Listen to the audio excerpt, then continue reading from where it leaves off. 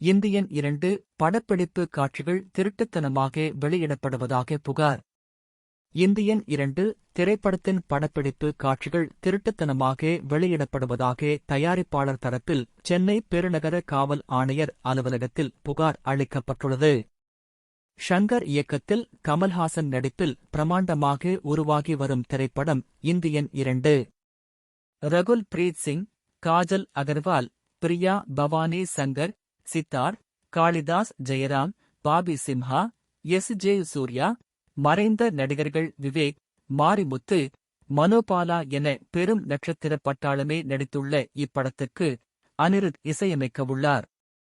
Lyca productions இந்த படத்தை தயாரித்து வருகிறது. கடந்த 2019ஆம் ஆண்டு ஜனவரி மாதம் இப்படத்தின் படப்பிடிப்பு துவங்கியது.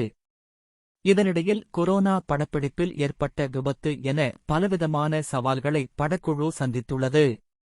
கடந்த நவம்பர் 3ஆம் தேதி இப்படத்தின் இன்ட்ரோ வீடியோ வெளியாகி நல்ல வரவேற்பை பெற்றது. தமிழ், தெலுங்கு, மலையாளம், கன்னடம், இந்தி என பான் இந்தியா திரைப்படமாக உருவாகி வரும் இந்த படத்தின் அறிமுக வீடியோவை அந்தந்த மொழிகளின் பிரபல நடிகர்கள் வெளியிட்டனர்.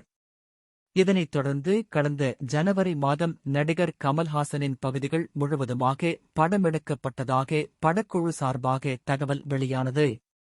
இந்த நிலையில் இந்தியன் 2 திரைப்படத்தின் தயாரிப்பாளர் தரப்பில் சென்னை பெருநகர காவல் ஆணையர் அலுவலகத்தில் இன்று புகார் அளிக்கப்பட்டுள்ளது.